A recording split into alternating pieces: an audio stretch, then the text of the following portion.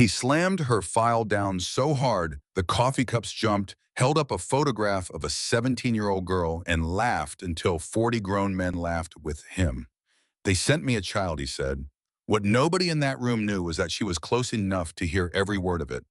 What nobody knew was that she had already read his name once before, written in her dead father's handwriting on a page she was never supposed to see. 21 days later, he would say 4 words to her he could never take back.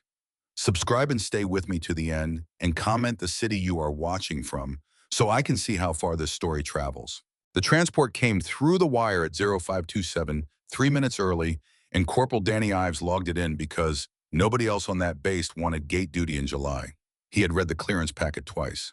Twice because the first time he assumed the birth year was a typing error, and somebody in personnel would catch it long before the vehicle ever rolled. Nobody caught it. The vehicle rolled. The passenger door opened. A duffel came out first, then the person carrying it, and Ives stood up out of his chair without deciding to. "You're Calloway," he said. "Yes, Corporal." "You're 17. "Yes, Corporal." "Okay." He looked down at his own clipboard like it might argue with her for him. "Okay, sign here." She signed. She did not look at him while she did it.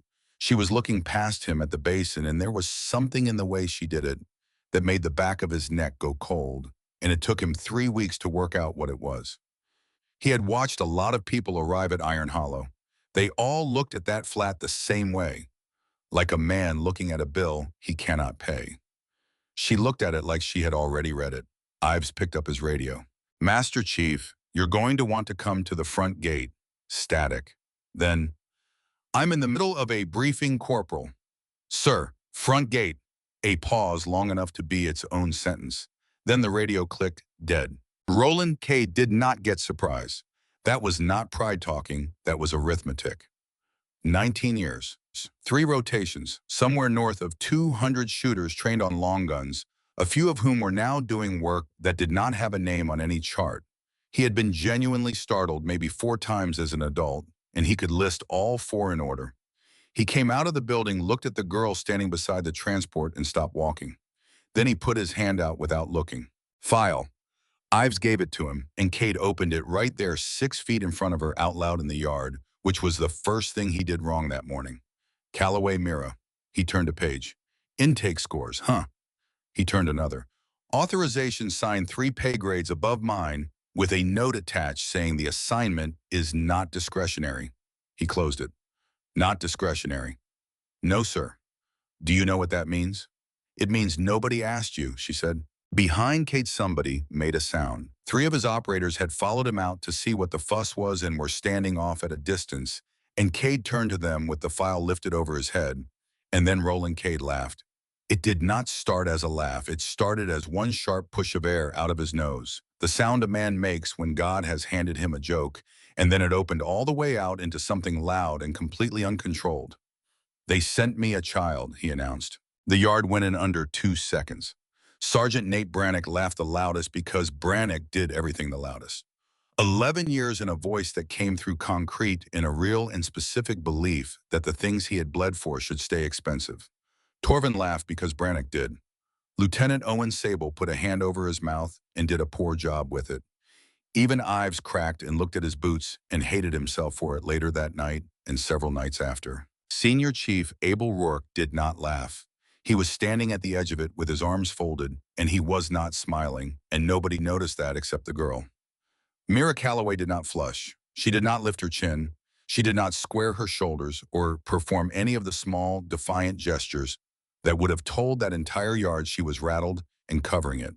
She did not look at her boots, and she did not look at Cade. She shifted the duffel to her other shoulder because her hand had gotten tired and kept her eyes on the basin. That more than the intake scores was what Rourke filed away. Cade walked over and stopped closer than was comfortable. Close enough that most recruits took a half step back on instinct. She did not take it. "How old are you?" 17, sir." "Say it again." 17, sir." "You know where you are." "Iron Hollow Training Detachment, Salt Verdict Basin. Trial Obsidian runs in 21 days. Cade's head moved about half an inch. "Who gave you the trial date?" "It was in the packet, sir, page 4 in the annex." "Nobody reads the annex." "I read the annex." Brannick made a noise like a cough with an opinion inside it. Have you ever fired a rifle, Miss Calloway? Yes, sir. At what? Paper targets at a county fair. And here she paused, and it was not a flinch. It was slower and stranger than a flinch, and Cade thought about it for the next 3 weeks. It was the pause of somebody measuring exactly how much of the truth a question had earned. Moving targets at 400 meters, she said. Some at 700. Crosswind on the 700s. That was the point of the 700s. The yard dropped a degree. Who trained you? My father. What unit? No unit, sir, just him. So no program, no certified instructor, no range qualification, nothing on paper anywhere. Cade let it sit out in the open. Your father. Yes, sir. Then get him on the phone, Cade said, because I would love to ask that man what exactly he thought he was building. She answered without one thing changing in her voice, and that was the part that did the damage. He died, sir, 14 months ago. The laughter had already been thinning on its own. That sentence killed the rest of it clean the way a hand comes down flat on a struck bell. Torvin turned his head away. Sable's arm came down off his mouth. Even Brannock's jaw moved once and then stopped because there was nothing available to say into that, and he knew it. Cade did not apologize. He handed the file back over his shoulder without looking. Corporal, get her squared away. Section D. Ives blinked. Master Chief, Section D is a storage bay. There's a cot in it. There's a generator in it with its guts open. Corporal. Yes, Master Chief. Cade turned it back to her one last time, and his face was doing something very precise. It was the face of a man who has identified a paperwork problem, intends to solve it through proper channels, and will tolerate it as minimally as possible in the meantime. Welcome to Iron Hollow, Miss Calloway. Try not to hurt yourself. He walked away. She stood there 4 more seconds. Then she said, Which way, Corporal? I, who was 23 and had never once in his life known what to do with his own face, said this way. And then because it was clawing out of him, that was a garbage thing to do in front of everybody like that. It was information, she said. It was what? About him. It was useful. She walked. Ives had to hurry to keep up with a girl 8 inches shorter than he was, and he never forgot that either. Section D held the things that had stopped being needed. Broken optics in crates, cots that smelled like rubber. They had shoved a locker and a lamp into a corner and called it quarters, and the lamp flickered twice before it committed. She unpacked in 8 minutes, not carelessly. The opposite. Everything came out of that duffel and went down in lines squared and spaced, and when she was done, the corner of that storage bay had more discipline in it than most of the barracks on that base. Ives had lingered in the doorway to say something kind, and instead stood there watching a 17-year-old lay out 3 pairs of socks like she was setting a table for a formal dinner, and left without saying anything at all. Deeper in the building, she could hear voices, not words, cadence, the rising rhythm of a man explaining a situation he finds personally insulting to a room of people who already agree with him, and under it the low murmur men make when they are agreeing on purpose. She sat on the edge of the cot and listened to the shape of it for a while. Then she took out the notebook. Hardcover spiral binding, coming apart at the top corners, gone soft. She opened it to the first blank page, wrote the date, and wrote one line, Day 1, observation begins. Then she took out the second thing, which was a recorder, older than she was, the kind with a physical wheel and a physical click, because her father had never trusted anything that could be edited without leaving a mark. She put the earpiece in and pressed the wheel. His voice came up out of it, low and dry and tired, in a way she had only learned to hear after he was gone. All right, kid, you are going to walk into places that are not ready for you. That is not a warning, that is a schedule. A chair moved, a breath came in wrong and went out wrong. And when you get there, you are going to want them to be ready. You will burn a lot of fuel trying to make them ready. Don't. That has never been the mission. Keep the objective. Everything else out there is just weather. She listened to it twice, clicked it off, and lay down on top of the blanket with her boots on the floor and her eyes open. She did not sleep for a long time, and it was not fear. It was inventory. She had trained herself years ago never to sleep in a place until she could name every sound in it, and by 0300, she had the patrol rotation at 19 minutes, the ventilation cycle at 4.5, and a set of footsteps in the adjoining corridor that came by twice and stopped both times outside her door. The second time she spoke without getting up. Something you need, Sergeant.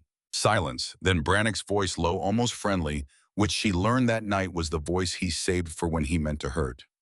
You knew it was me. You walk heavy on your right heel.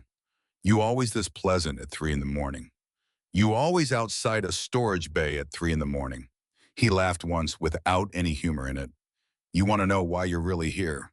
I'd like to hear your version. Optics. He leaned on the doorframe. Somebody up the chain wants a photograph. Young girl desert program reads beautifully in a quarterly report, makes a general look like he's building the future. A pause. It does not mean you belong here. She sat up. She did not turn the lamp on.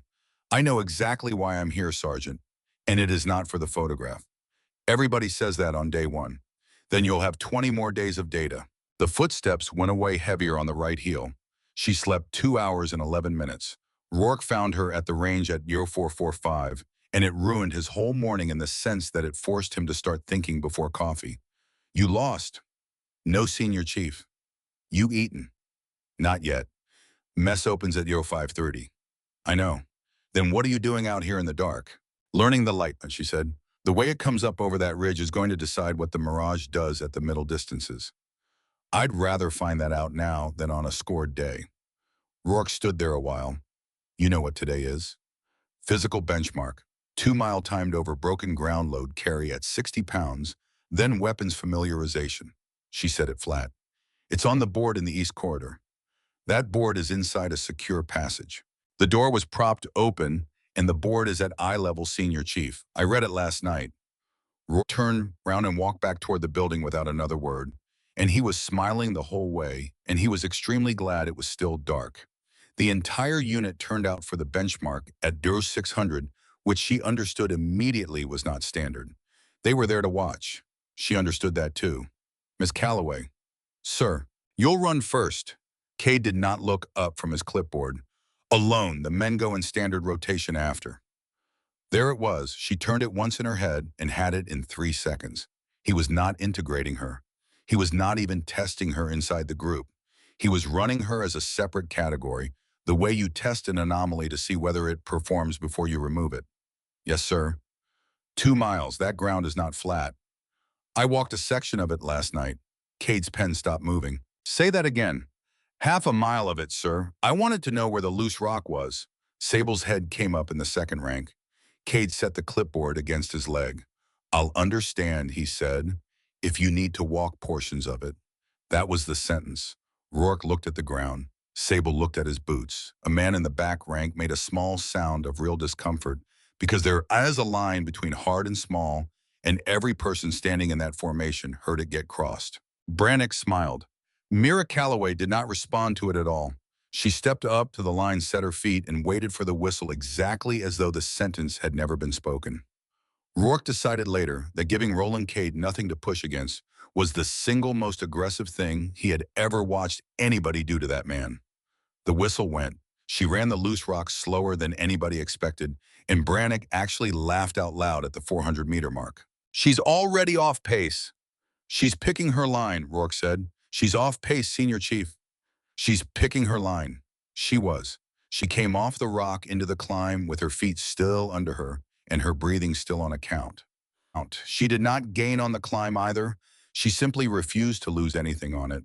And then she came down into the basin, and the whole formation went quiet at the same moment because on the downhill she opened up.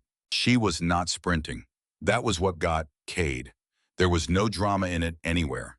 She had gone out the night before, found where the free speed on that course was, and saved everything to spend it in that one place. 200 meters out, Cade looked at his watch and his mouth moved. What? Brannick said. Cade did not answer him. She crossed at 14 minutes and 9 seconds. Nobody said anything for 4 full seconds. Then Sable quietly to nobody, board says 1344. 1344, Rourke said, and his voice came out slightly wrong. 6 years ago. Brannick turned to him. That's your time. That's my time. 3 men had phones out. Ives had stopped a stopwatch and was staring at it like it had insulted his mother. And Mira Calloway put her hands on her knees for exactly 4 seconds, stood back up, and turned to face the Master Chief. Cade wrote something on the clipboard. Adequate, he said. The word landed in that yard like a drop plate. Adequate. It came out of Ives before any part of him had authorized it. Cade's head came around slowly. Say that again, Corporal. And Ives, 23 years old and 2 years in service, watched his entire career go by in front of him and heard himself say, "Nothing, Master Chief." Then get in formation. Yes, Master Chief. Mira looked at Ives for about a quarter of a second, which was all she permitted herself, and then looked back at Cade and said, "Yes, sir," in a voice with absolutely nothing in it. Behind her, somebody let out a low breath. She never turned around to see who. She did not have to. She had heard the boot shift and the weight change, and she knew it came from the left of the formation's second rank, and she knew exactly who stood there. That night, she wrote his name in the notebook with one word beside it: Rourke. Waiting. Underneath it, she wrote a second name, and she took much longer over that one. Cade. Intelligent. Prideful. Afraid. She looked at the last word for a while and considered crossing it out because it was day one. And day one conclusions were how people got themselves killed, and her father had drilled that into her harder than he had ever drilled anything about wind. She left it. Then she reached into the bottom of the duffel and took out the last thing in it, which was a single folded sheet of paper. It had come out of a locked box in her father's closet, a box she had opened 4 days after he died because she was 16 years old and trying to understand the actual shape of a man who had spent 11 years being unable to tell her anything. Most of what was in there she still did not understand. But there was a training exchange roster from 12 years earlier, and there were 11 names on it, and her father had gone through that page in pen and put a small mark beside exactly one of them. Cade R. And beside the mark in her father's cramped and impatient handwriting, 4 words. This one will argue. She had recognized the name the day her assignment came through. She had not engineered it, and she could not have engineered it. It was a coincidence of geography and paperwork and nothing else. She had simply decided, sitting on her bed with the assignment in her hand, that she was going to say nothing about it and let the man find out on his own schedule and see what he did. So she had stood in that gravel with a duffel on her shoulder and let Roland Cade hold up her photograph and laugh at it in front of 40 men, knowing his name, knowing what her father had written next to it, and she had not said one word. She folded the paper and put it back in the bottom of the duffel. Then she turned off the lamp, lay down in a storage bay full of broken equipment on a base where every man but one had laughed at her that morning, and did the arithmetic she would do every night from then on. 20 days left. She was already counting. Day 2 started with a rifle in her hands and 40 men waiting to watch her fumble it. Cade did it in front of everybody, which was the point. He pulled a bolt action off the rack himself, carried it out to the line, and held it out to her, the way a man holds out a thing he expects you to drop. Familiarization, he said. Show me you can operate it. Yes, sir. She checked the chamber first, before anything else. Before she looked at him, before she looked for permission, before she properly had control of the weapon. Cracked it, cleared it, closed it. Sable was standing 8 feet back, and something went off behind his ribs, small and cold. He had watched 100 qualified men take a rifle from an instructor, and every single one of them looked at the instructor first. Then she shouldered it and did nothing at all for 30 seconds. Brannick broke at 22. You gonna fire that or marry it? She did not answer him. She moved her cheek half an inch, rolled her shoulder, slid her support hand 2 inches back on the forend, and let it settle. Cade opened his mouth. This scope's been zeroed for somebody taller, she said. Cade closed his mouth. And the elevation turret's been turned recently. Inside a week. The grease is still clean in the detent. She lowered the rifle and looked up at him. Whoever had it last was shooting close and never reset it for distance. Is that useful to you, sir, or would you rather I just fire it? Nobody in that formation moved, because every man out there knew whose rifle it was. Torvin had taken it to the 50-meter pit 4 days earlier to play with a new load, and had walked away without touching the turret, and Torvin's face had gone the color of wet paper. Cade did not look at Torvin. He looked at the clipboard and made a mark that could have meant anything. Fire it. She put 5 rounds into the 100-meter target, and when Ives ran the frame back, the holes were touching, not close. Touching, one ragged shape you could cover with a bottle cap, and it was the kind of mechanical consistency that takes trained men 18 months to build. Brannick said, at 100 meters. My grandmother could do that at 100 meters. Bring your grandmother, Rourke said without turning his head. Somebody in the back rank laughed and swallowed it. Brannick's head came around slowly, and Rourke did not look at him at all. Mira set the rifle down with both hands and filed the whole exchange under a heading she had started the night before, which was titled, "Who is actually in charge here?" The answer, she was beginning to think, was nobody. That was the problem. Day 3, they ran the shoot house, 4-man stacks, and she drew Brannick's team. She did not spend 1 second wondering whether that was an accident. The first 2 rooms were clean, and she made herself admit it. Brannick inside 20 meters was genuinely excellent. Fast feet, quiet hands calls arriving a half beat before you needed them. Competence is competence. Her father had taught her to give it credit even when it lived inside a man who wanted her gone because refusing to see it would make her the same kind of blind. The third room, she stopped outside the door. Wire. Brannick was already moving. Go. Low right. Off the frame. About 8 inches up. Move Calloway. Look at the base of the frame. He came off the wall and put his face 6 inches from hers, and his voice dropped into something almost gentle. I have run this room 43 times. There's a wire in it today. There is no wire in the third room. She held his eyes and did not push. This was the thing her father had drilled into her 100 different ways, and she had only really understood at 15. You say the true thing once. You say it clearly.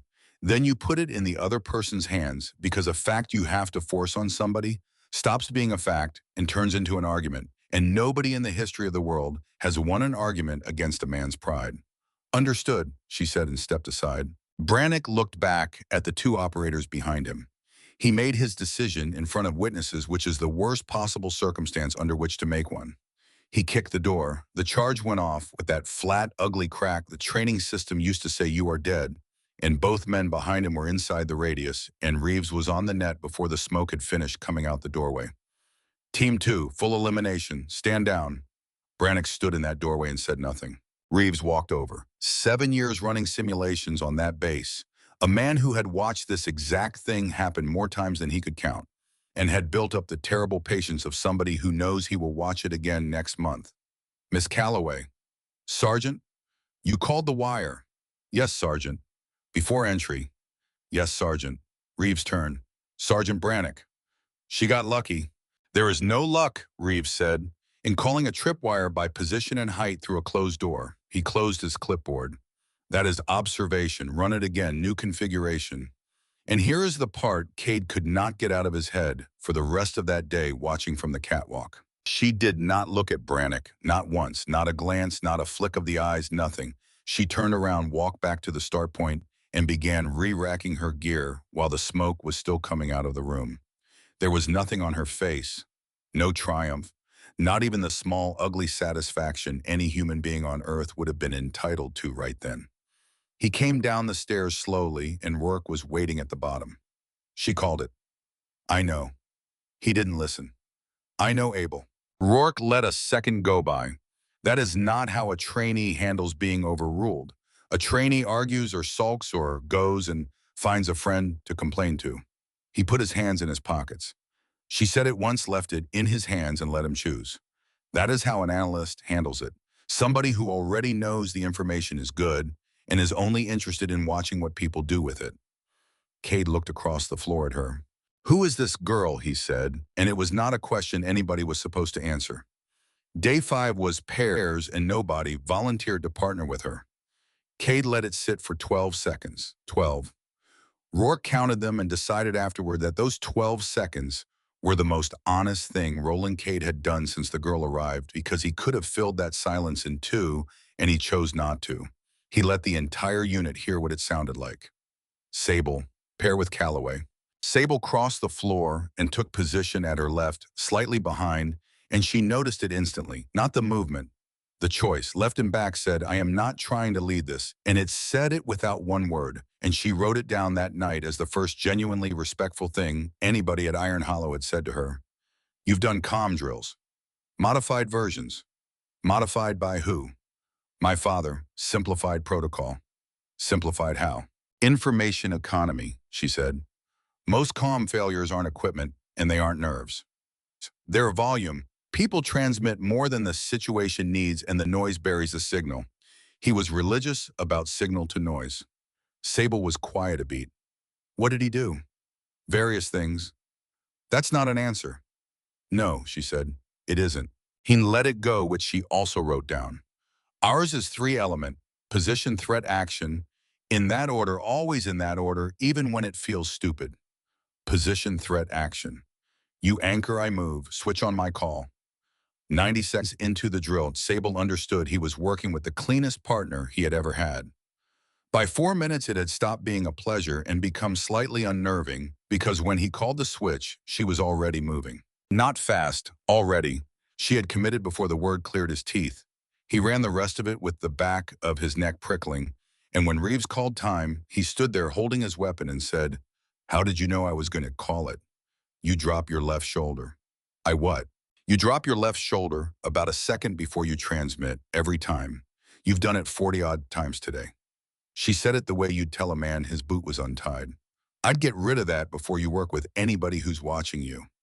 Sable laughed and it came out shaky. "Where did you learn to do that?" "I told you. Your father couldn't have taught you all of it." She considered him. "He taught me the foundation. I worked out the rest." A pause, one beat too long. "I've had a lot of time alone to practice." He did not push. But it landed in him somewhere, and it stayed. And 2 nights later, he found himself lying awake, doing arithmetic on how long 14 months is when you are 16, and there is nobody left in the house. "You're good," and he said. "I want you to hear that as an observation and not a compliment." "I know the difference," she said. "Thank you." Then came day 9, and day 9 was the day Mira Calloway got a man hurt. Force on force, two teams opposing objectives. She read the ground right. She read the timing right. She got one single thing wrong, and it was a person. Torvin had held the same corner 4 days running. 4. She had watched him do it across 3 separate drills, and she built her entire movement on the assumption he would do it again, and she pulled Ives left across an open lane on the strength of that. Torvin panicked and abandoned the corner. The lane opened from the wrong side. Ives took rounds across the chest and shoulder, and going down, he went into a sand cut she had not accounted for either, and his arm came out of the socket. The sound he made was not dramatic. That was the part she could not get rid of. It was small and confused a young man's grunt of surprise, and then a long silence while he lay there working out how much trouble he was in. She got to him in 6 seconds, and she was the one holding his arms still, while Reeves called it, and she did not say a word, and Ives would not stop apologizing. I'm sorry, I should have cleared it faster." "Stop. I should have." "Danny, stop." Brannick got there second. He looked at Ives on the ground, then at her, and for one moment there was nothing on his face but plain human anger, which she actually respected. "You pulled him across an open lane." "Yes." "Why?" "Because I predicted Torvin would hold, and he didn't." "You predicted." His voice climbed. "You predicted. You are 17 years old and you moved a man on a prediction." "Yes." "Say something else." "There's nothing else to say, Sergeant. You're right." That took the wind out of him in a way nothing else could have, and he had nowhere to put it, so he turned around and helped carry Ives out. He sat on his bunk for a long time that night, genuinely unsettled, because you cannot build a case against somebody who has already agreed with you. She sat outside medical for 2 hours. When they let her in, Ives had his arms strapped and his color back and looked embarrassed to be lying down. 3 days, he said.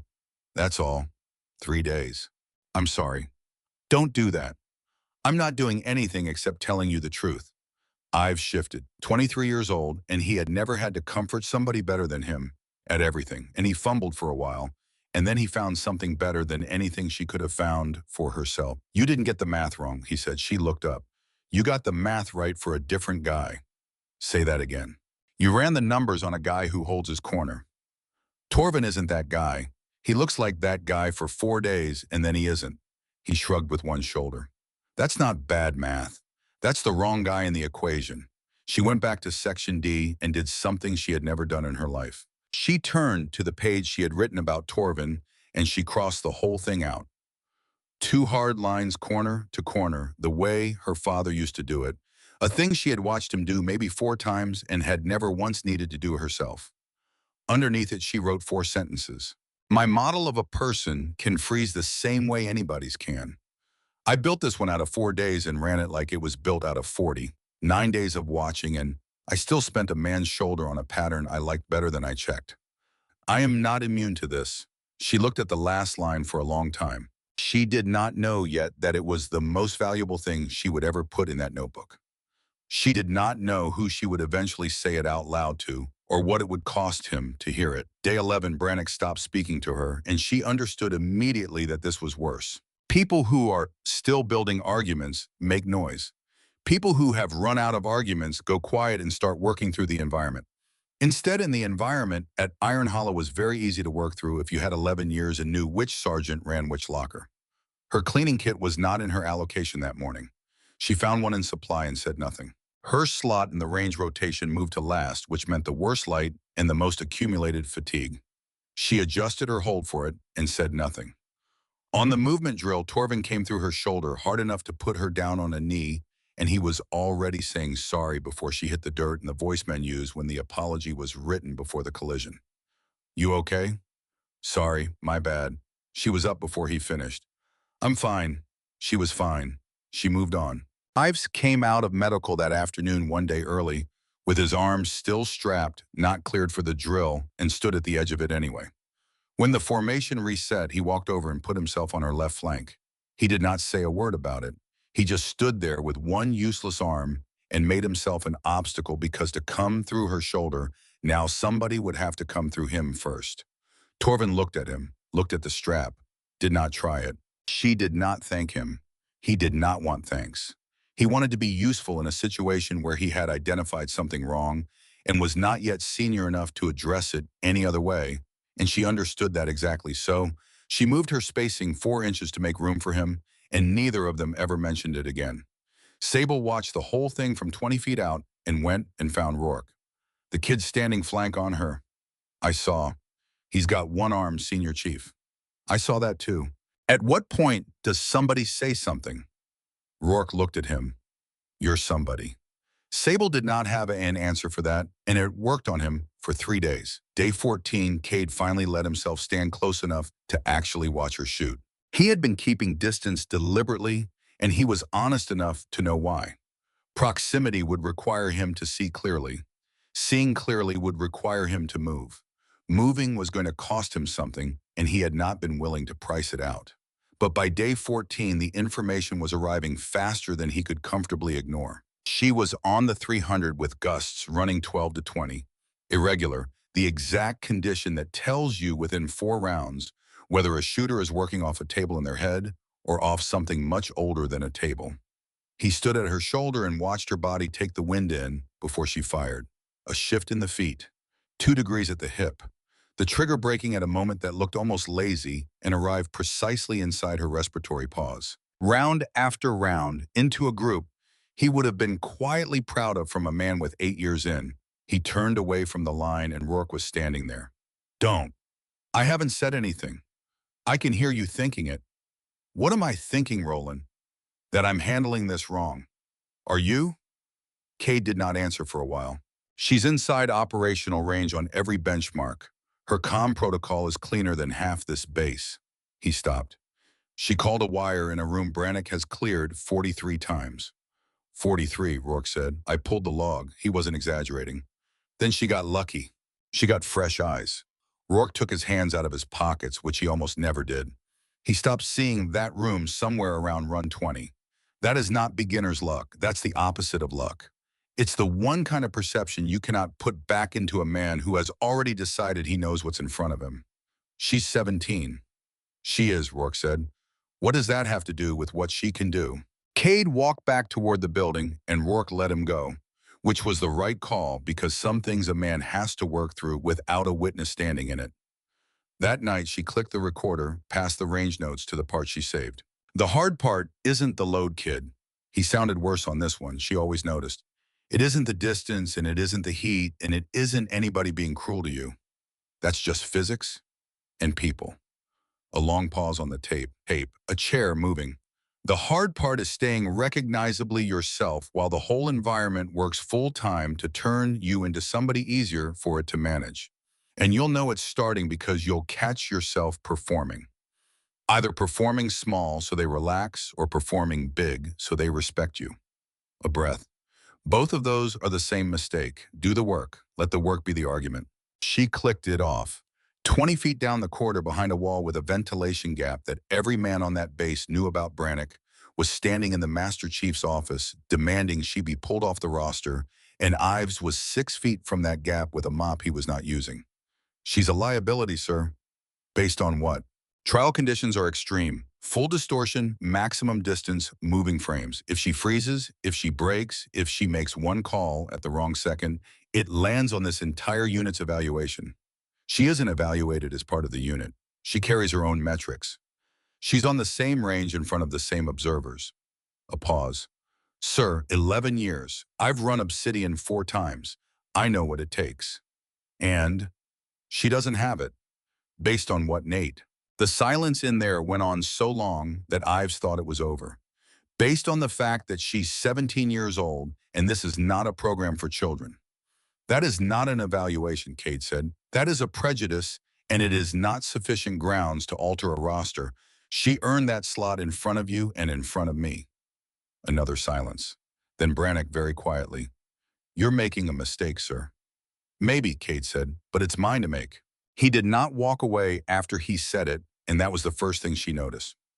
Every other time Roland Cade had spoken to her, he had delivered his line and then removed himself because leaving was how that man kept control of what a conversation meant.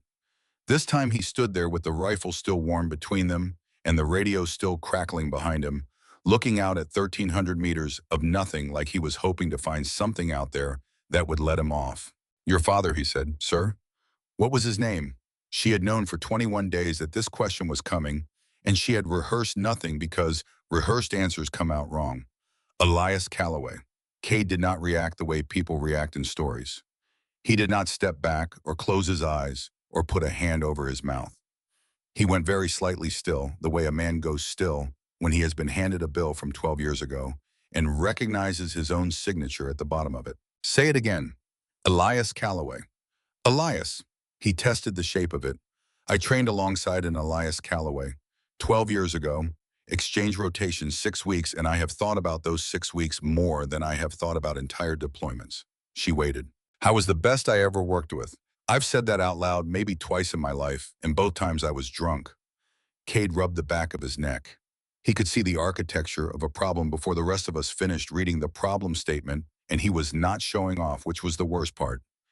He just got there first and then had to stand around waiting for the rest of us to catch up. He was still like that. "I don't doubt it." He stopped. Then, and his voice changed on this one, he never said he had a daughter. He didn't talk about personal things while he was working? No, he did not. Cade looked at the salt. "I asked him about home once. He handed me a win call for a shot I hadn't taken yet, and that was the end of that conversation."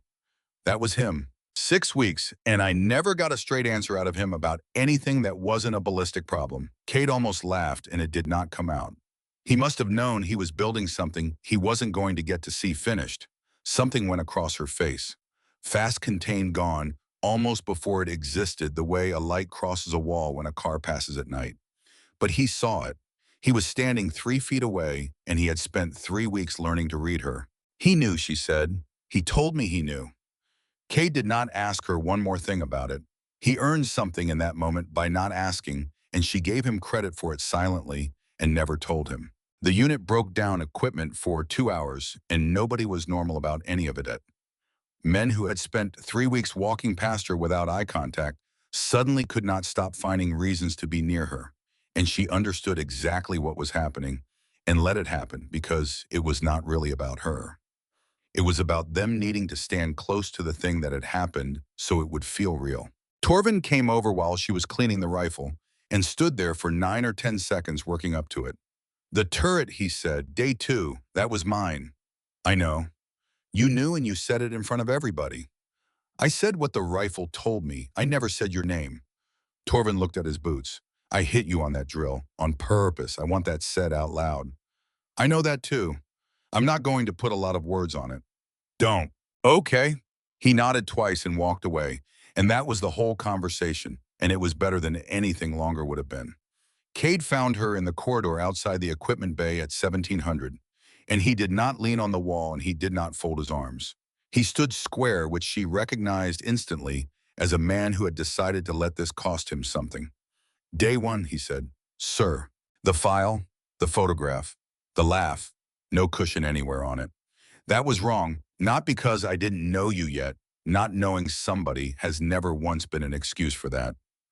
I looked at your age and your height and the words informal training on a form, and I decided what you were before I had one piece of information out loud in front of my whole unit. She said nothing. And that last part is the real charge, he said. Not the laugh, the permission. Everything that happened to you in here for 3 weeks started with me giving 40 men permission in the first 2 seconds. And I understood that by day 3, and I let it keep running, because stopping it meant admitting the first 2 seconds were mine. Then he stopped talking and waited. And she did the thing he thought about for years afterward. She did not rush to release him. She held the apology in the silence. 4 seconds. 5. 6. Not to punish him. She was not built for that particular kind of pettiness, and he knew it by then. She held it because it was a real apology. And a real apology deserves to be received as real instead of waved off in the first half second, so everybody in the hallway can stop being uncomfortable. Cade stood in it. To his credit, he stood all the way in it and did not fill the silence with anything. Thank you, sir, she said finally. He nodded once and something in his shoulders came down about an inch. Can I ask you something? Yes. Day 3, she said. The shoot house. Brannick took that door and the whole stack got eliminated and you came down off the catwalk and you never said one word to him about the wire call. She looked straight at him. Why? Cade did not answer fast. She had learned that about him over 3 weeks. When he was managing a situation, he answered instantly. When he was telling the truth, it took him a second. Because I was doing the same thing he was doing, he said. Ignoring what was in front of me because it didn't match what I expected to find. He overrode you at a door. I overrode you at a gate. The only difference between us is that his mistake made a noise and mine didn't. He shook his head slightly. I was not in any position to correct that man on day 3. It would have been the most dishonest thing I have ever done in this uniform. And now I'm correcting everything I can still reach, Kate said, starting with the parts that are going to embarrass me. The common room was full when she came in, and it went quiet in the specific way a room goes quiet when everybody in it has been talking about you and did not hear the door. Sable was at the table with the manual open that he was not reading. Rourke was at the coffee station. Ives was on the far side with his arms still strapped, and he sat up straight when she walked in like she was an officer, and 2 men grinned at him for it. Brannick was at the small table by himself. He looked up when she came in, and what was on his face was not what had been on his face for 21 days. The flat, opaque, permanently unimpressed thing was gone, and what was underneath it was raw and complicated and cost him real money to show in a room with 9 other men in it, and he showed it anyway. She crossed the room, pulled out the chair across from him, and sat down. Nobody in there breathed. You were wrong about me, she said. It came out almost administrative. Yes, he said. I was. You were also right about something. He looked up. Being smart and being capable are not the same thing, as she said. You said that to me on the run on day 8. You meant it, and you were right, and I've watched people confuse those two things and get somebody hurt. Brannick's mouth moved into something that was not quite a smile. You told me you'd never confuse them. I hadn't. I still haven't. She let it sit a beat. But you were right to name the difference. Most people can't even see there is one. He put both hands flat on the table and then he said the thing he had walked into that room prepared to say. The wire. Yes. I felt it. His voice was steady, which made it worse. Day 3, standing at that frame, something was off and I felt it in my hands before you even opened your mouth. Ives across the room stopped pretending not to listen. I overrode it, Brannick said. Not you, me. I overrode my own red because I'd run that room 43 times and the feeling didn't match my experience. And my experience is the only thing I have ever had in this world. He stopped. And then you said it out loud, and it stopped being a feeling and became a choice. And going through that door was easier than standing in a hallway in front of 2 of my own guys and admitting a kid saw something I'd missed 43 times. Nobody in the room moved. So I put my boot on it, he said, and I got 2 men killed on a scoreboard, and if it had been real, I'd have gotten them killed for actual, and there is no version of that I get to walk away clean from. I know, she said. You knew then. I knew on day 8, she said, on the run. That's why I said it to you the way I said it. What happened in that room was not a capability failure. You're one of the most capable men on this base inside 20 meters, and I would take you in a stack over almost anybody here. Brannick blinked. Once. He had not been braced for that, and it went through him sideways. It was an information acceptance failure, she said. You stopped receiving new data because you had high confidence in your existing model. My father had a name for it. Say it. Model lock. Brannick repeated it under his breath. Model lock. He said it was the single most dangerous thing that happens to experienced operators, she said. Not fatigue, not fear, not age. Lock. And here's the part that matters. Sergeant, so I want you to actually hear it. It only ever happens to people who are good. You need a real model built out of real years before it has anything to freeze into. Beginners never get it. They've got nothing to lock. Brannick sat with that. You have a model of what this unit is and who belongs in it and what performance looks like, she said. That model was built out of 11 honest years, and I am not going to sit here and pretend it's a small thing. But it stopped updating, and everything that happened to me in here for 3 weeks came out of that one fact. He looked at the table for a long moment. Your father taught you all of this. And here she did the thing that Sable talked about years later when he was a Master Chief himself with his own unit and his own arrogance to manage. I'm not saying it from up here, she said. I did the same thing you did 12 days ago. Brannick's head came up. Day 9, she said. Force on force. I pulled Ives across an open lane. Ives said fast, that wasn't your fault. Danny, sit down. He sat down. I moved him because I had 4 days of watching Torvin hold that same corner, she said. 4 days. And I took a model built out of 4 days, and I ran it like it was built out of 40. And Torvin panicked and left the corner, and Ives went into a sand cut and came out of it with his arm out of the socket. Not one word softened. That was not bad luck. That was me stopping the update because I liked my pattern better than I checked it. Same failure, same name. Mine cost a shoulder, yours cost a scoreboard, and the only reason mine looks smaller is arithmetic. Brannick stared at her. I'm not immune to it, she said. Nobody in this room is immune to it. That is the entire point. If I sat down at this table and told you I was above it, you'd be right to throw me out that door. The silence went on long enough that Rourke over at the coffee station deliberately did not pour anything. Then Brannick let out a breath and his whole body changed, not collapsed, adjusted. He looked like a man who had just set down something extremely heavy and was still noticing the absence of the weight in his hands. The next 17-year-old who shows up here is probably going to be terrible, she said. Statistically, most of them will be, but your read on them has to come from what they actually do, not from what your model predicts they'll do before they've done anything at all. I'll remember this conversation, Brannick said. Good. She stood up and pushed her chair in square against the table because she pushed every chair in square and walked to the coffee station. Rourke handed her a cup without being asked. She took it. Senior Chief? Day 1, when Kate laughed. She turned the cup in her hands. You didn't. Rourke considered his own coffee for a while. No. Why? 2 reasons, and neither one is noble, he said. First is that I've been wrong about people enough times that I stopped leading with conclusions somewhere around year 9. That is not virtue. That is scar tissue. And the second is you looked at that basin. He drank. Everybody who gets out of that vehicle looks at the basin. I've watched it 100 times. They look at it like a man looking at a bill he can't pay. He set the cup down. You looked at it like something you'd already decided to understand, not something that scared you, something you'd get around to. And that was enough. That was enough to make me wait, Rourke said. And I want to be honest with you about the exact size of what I did, because you've been honest in this room all afternoon, and I'd hate to be the one man who wasn't. He looked at her. I didn't help you, Calloway. I waited. 21 days and I waited, and I told myself waiting was the professional thing.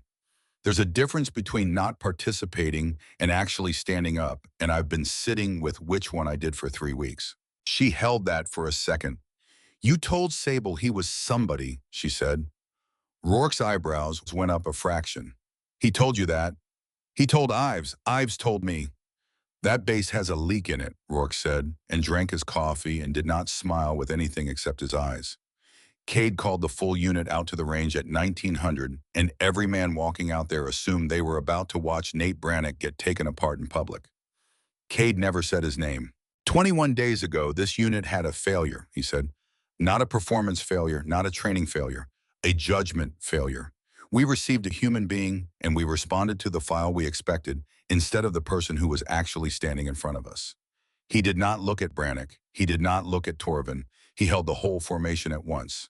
And I want to be extremely clear about where that failure originated, because there is a version of tonight where I let all of you carry it, and that version is cowardice. His voice did not rise once. It originated with me. Front gate, day one. 2 seconds after that transport door opened before I had one single piece of information. Everything that happened to that shooter in here for 3 weeks was downstream of a decision I made in 2 seconds and then defended for 20 days because admitting it was going to cost me something. Nobody made a sound. I'm not interested in blame, he said. Blame is cheap and it's fast and it lets everybody off inside a day. I'm interested in whether we understand what happened well enough that it does not happen to the next one. And there will be a next one. Somebody is going to come through that gate with a profile that doesn't match our template, and how this unit behaves in the first 2 seconds is being decided tonight, not that day. He paused. We are a precision unit. Precision is not about the rifle. Precision means you respond to what is actually there and not to what you expected to find. Today on this range, in the worst conditions this basin has produced in 6 years, with 2 of our own pinned in a cab 1,300 meters out, we watched what it looks like when a person responds only to what is actually there. He let it stand. That is the standard. Not her scores, the seeing, then all of us. Silence. Then Rourke said, yes, sir. Quiet, but it carried. Sable said it. Ives said it too loud and too fast, and nobody laughed at him. Reeves said it. Torvin said it. The rest came down the ranks in sequence. Brannick said it last.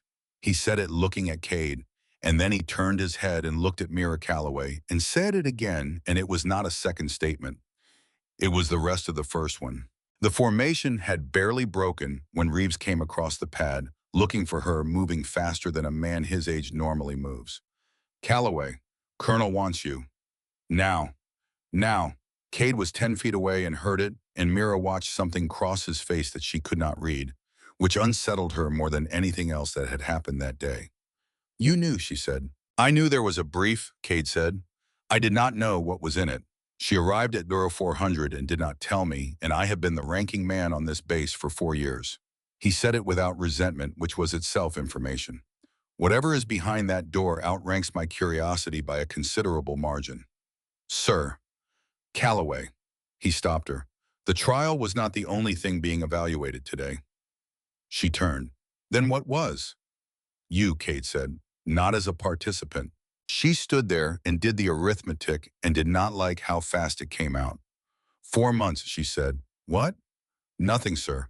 He walked her as far as the door and stopped. And she understood without being told that this conversation was not for him. And he gave her the same single deliberate nod Rourke had given her in the corridor on day 16. She went in alone. Colonel Vivian Ashcroft stood up. Not the automatic rise of rank acknowledging rank. Mira had seen that 100 times in her father's world and could spot it across a room. This was the other kind, the kind where a person decides the human being coming through the door is worth getting out of a chair for, and it was so unexpected that for half a second she did not know what to do with her hands. Mira Calloway, Ashcroft said, I have been waiting 4 months for this conversation. 4 months, ma'am. Yes. My assignment here was finalized 11 weeks ago. I know. Then you were waiting for a conversation with somebody who hadn't been assigned anywhere yet. Ashcroft's mouth moved slightly. Sit down. I'd rather not waste either of our time, and I suspect you feel the same. Mira sat. Your father's file is not accessible below a certain clearance, Ashcroft said. I hold that clearance. I have read all of it, including the parts that were sealed after his death. I want to know how much of it he gave you. Mira considered it honestly, which was the only way she knew how to consider anything. He gave me the shape without the specifics. He said the specifics didn't matter, and he wasn't permitted to hand them over anyway. What mattered was the method, how he thought, how he read a situation, how he made a decision when the information was incomplete, and then lived with whatever came out the other side. That, Ashcroft said, is a precise description of what made Elias exceptional. She paused. And from what I watched on that range this morning, it is also a precise description of what makes you exceptional. The shooting was Wyoming. The shooting is the least interesting thing that happened out there today, Ashcroft said, and I want you to hear me say that out loud. Mira went quiet. Do you know what I actually watched? Ashcroft leaned forward. I watched a 17-year-old absorb 21 days of institutional hostility without losing orientation, without getting angry in a way that would degrade her judgment, without performing compliance in a way that would have required her to make herself smaller so a room full of men could relax. She let it land. That is extraordinarily rare in people twice your age. I have watched full colonels fail that inside a week. My father said the environment is always working to turn you into a version of yourself. It can manage more easily, Mira said. He said the work is staying recognizably yourself inside that pressure. How old were you when he told you that? 14. And you understood it? I understood the surface of it at 14, she paused. I understood about 9% more of it 3 weeks ago. I think you keep understanding it at new depths for as long as you keep ending up in places that test it. Ashcroft sat back and looked at her for a long moment. I'm going to tell you something straight through, she said. Hear all of it before you respond. All right. The unit I represent does not appear on any organizational chart. It has been looking for one specific profile for 3 years. Not a skill set, not a background, a particular combination of perceptual capacity, decision architecture, and psychological stability that produces a person who can function in environments where standard operational frameworks stop working. Mira waited. We have assessed 47 candidates in 3 years, Ashcroft said. We have selected none of them. The room went very still until today. Mira did not react the way Ashcroft expected, and Ashcroft had spent 30 years learning what to expect. I'm 17, Mira said. There are legal frameworks around operational deployment. I've read the ones that are public. There are we work inside them, and I am not going to insult you by pretending otherwise. Ashcroft did not blink. This is not deployment. It's a structured development pathway that begins now and reaches operational status when you cross the appropriate thresholds. Legally, developmentally, capability-wise, all 3 in that order, no exceptions, and I am the person who signs each one. And if I don't cross one, then you don't, and the pathway stops, and I would rather that than the alternative. Ashcroft's voice did not shift. It's designed around you instead of around a template because there is no template for what you are. I've been building it for 4 months, and it's the only thing on my desk I have enjoyed. Mira was quiet, and Ashcroft misread the silence. You may take time to... I've decided, Mira said. I decided about 11 seconds in. I'm not processing the offer, ma'am. I'm processing something underneath it. Ashcroft's eyebrows moved a fraction. Go on. You knew my father. Yes. Not the file. Him. Yes. No hesitation. 3 separate operations across 7 years. There are very few people in my career I would call irreplaceable, and he was one of them, and I have never said that in a room with a recording device in it. Mira kept her hands flat on her knees. He talked about you once, Ashcroft said. Near the end, he came to see me because he wanted something, and he was far too proud to make it a request, so he made it a conversation instead. Something moved through her that she had to physically hold. What did he want? I wanted to know that if you ever ended up in front of somebody like me, you would be measured on what you did and not on what you looked like. Ashcroft paused. He said he had a daughter who was going to be better than him at everything that mattered. He said it the way a man states a weather fact. And then he said, and I remember the exact phrasing, they are going to laugh at her, Vivian. Every single time, I need one person in the room who won't. The silence in there was total. Mira Calloway sat with her hands flat on her knees for 4 seconds, and it was the closest she had come in 14 months, and she did not let it out. And Ashcroft had the decency to look at the window. Was he right? Mira said. Her voice was level. It cost her. Ask me again in 10 years. That isn't a denial. No, Ashcroft said, it is not. And I'll tell you this much now. I have never watched anybody of any age carry 21 days of that environment with the steadiness you carried it. So yes, I think he was right and I think he knew it. And I think that is why he spent whatever time he had left doing nothing except building you. Mira breathed once. I accept, she said, on one condition. Ashcroft did not move, but her attention sharpened down to a point. In 30 years of making offers like this one, she had heard a great many responses and had never once heard a condition. Say it. Corporal Danny Ives, Mira said. 23, 2 years in service. He has the raw perception, and nobody on this base has the time or the interest to develop it. And in about 4 years, he's going to be a competent man who could have been an exceptional one. I want him entered into an assessment pathway. Not mine, his own, and not handed to him. Assessed on merit and washed out if he doesn't hold up. Why him? Because he stood flank on me with one arm in a strap, Mira said. He couldn't change what was happening to me, so he made himself into an obstacle instead. That's a specific kind of person, and you do not get very many of them. That's loyalty, Ashcroft said. I don't recruit on loyalty. That's not why I'm asking. Then tell me why. Because what my father gave me isn't marksmanship, Mira said. It's a way of processing information, and if it only ever lives inside one person, then it dies with that person. He learned that the hard way. He spent 11 years being the only man in the room who could see the architecture of a problem, and it made him irreplaceable.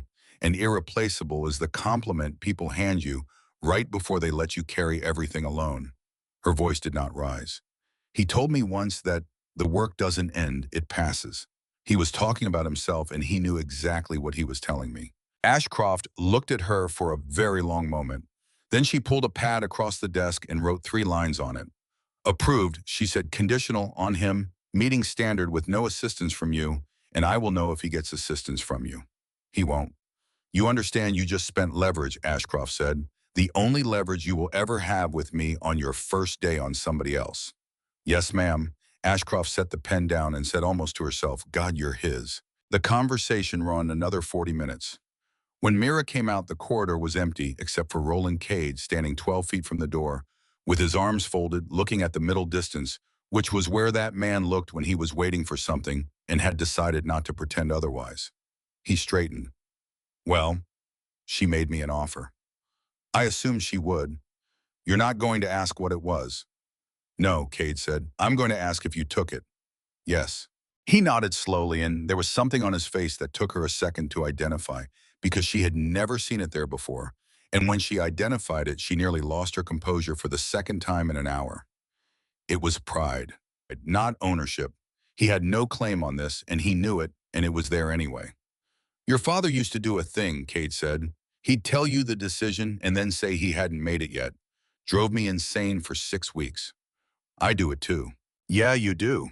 He almost smiled. I think it was his way of being honest that making a decision and accepting all the weight of it are not the same moment. That is exactly what it was. How well did you know, Timo? She said. You never actually answered that. Cade took a while. Well enough that watching you for 21 days was not a comfortable experience, he said, and not because of what you couldn't do, because of what you could. Every time you processed something in front of me, I saw him doing it. And every time I saw him doing it, I remembered that I laughed at his daughter's photograph in front of 40 men. She let that sit and did not rescue him from it. There's a version of me that never gets past that, Kate said. I've known men who never did. They spend 30 years defending 2 seconds. You didn't. I did for 20 days. You didn't for 21, she said. That's the number that goes in the record. Cade looked at the floor, then at her. You want to know the worst part? Tell me. Ives asked me on about day 4 why she has to eat alone in there. A corporal asked me that. He shook his head. And I said something about her carrying her own metrics. I remember thinking it was a good answer. There was one more thing she had decided to do, and she did it in that corridor. Sir, she took a folded sheet of paper out of her pocket and held it out. I need to give you this. Kate unfolded it. It was a training exchange roster from 12 years earlier. 11 names, 1 small mark in pen beside a single one of them, and 4 words in cramped, impatient handwriting. Cade R. This one will argue. Cade stood there in that corridor and read 4 words written by a dead man and did not say anything for a long time. When did you find this? 4 days after he died, she said, in a locked box, I recognized your name the day my assignment came through 11 weeks ago. You knew who I was. His voice was not quite right. At the gate, you stood in that gravel and you knew who I was. Yes, sir. And you let me hold up your photograph and laugh at it. I decided to say nothing and let you find out on your own schedule, she said. Because if I'd told you at the gate everything you did afterward would have been about him, and I'd never have found out what you'd do about me. Cade folded the paper very carefully along its old creases. He wrote, "This one will argue," he said. Yes, he didn't mean I'd argue with him. No, sir, he didn't. Cade put the paper in his breast pocket, and he did it the way a man handles something that is going to stay in a drawer at home for the rest of his life.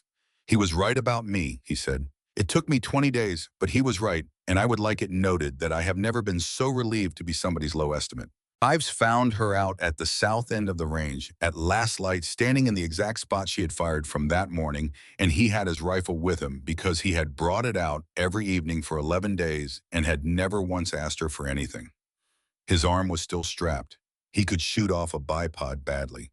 Senior Chief says you're leaving. Tomorrow. Right. He stood there. Okay. Sit down, Danny. He sat. She did not teach him with words because she had thought about it and decided words were the wrong tool. His problem had never been knowledge. She pointed at the flat and traced the winds period with 2 fingers. Gust and trough until he nodded that he had it. Then she tapped twice on the face of her watch. Breathing. Fold yours into it. He got it in 9 seconds, which was faster than she had gotten it at 12 years old. He waited. He waited longer than he ever had, and she did not tell him he was waiting too long, because he wasn't. He fired. Miss, high right, and not by much. He started to say something, and she tapped twice on the watch again. He shut his mouth and reloaded. That was the entire lesson. 2 taps on a watch face handed to a 23-year-old corporal at last light on a range in the middle of nowhere by a girl whose father had once put his hands over hers when she was 9 years old and adjusted her grip with a patience so total and so unhurried that she had never in her life felt rushed while holding a rifle. He fired again. Hit, she said. Ives put his forehead down on the back of his good hand and laughed one shaky exhale, and she let him have it. Then she set the notebook on the ground beside him. What's this? 38 pages, she said. Every man on this base, every pattern, every mistake I made, and 1 page crossed out, corner to corner, which is the most useful page in it. Calloway, I can't take your... It's done its job. She stood up. My father said a good intelligence document has exactly one purpose, which is to get you to the point where you don't need it anymore. I don't need it. I know all of you by heart now. Ives picked it up like it weighed something. There was a sheet folded into the front cover. He read it that night alone, and then he read it about 400 more times over the next 15 years. Write your own. She left at 05:40 the next morning, and the entire unit was outside without anybody having organized it. Nobody made a speech. Rourke shook her hand and said nothing at all, which from that man was a paragraph. Sable said, position, threat, action, and she said, in that order always. And he laughed and looked away. Torvin nodded at her from 8 feet back, and she nodded at him, and that was fully sufficient. Reeves said 1,300 meters, shook his head, and walked off because he had been running simulations for 7 years, and he was going to be telling that story until the day he died. Brannick was standing at the end. He put his hand out. She took it. The next one, he said. Yeah. First 2 seconds. His grip tightened once. I'll actually look. That's all it ever was, she said. Cade walked her to the transport. You'll get a communication in about 6 weeks. It won't say where it's from. I know. Miss Calloway. He stopped at the door. 21 days ago, I told you to try not to hurt yourself. I remember, sir. I'd like to replace it. Go ahead. And Roland Hyde stood in front of the same vehicle that had brought her in and said, your father finished the job. She got in. The door closed. And that is the whole record. And the record does not soften anywhere because Colonel Ashcroft's observers captured every second of it on equipment that produces data. Nobody can quietly amend later. Every distance, every wind condition. The 1,300-meter pin that took a steel lock apart and opened a door that 11 minutes would not have opened in time. The 1,400-meter frame she went back and finished after because saving 2 men And then walking off the line would have been kindness, and doing both was capability. And she had been raised by a man who understood exactly how far apart those two things sit. The men who laughed on day one did not stay laughing, and they did not stay defeated either.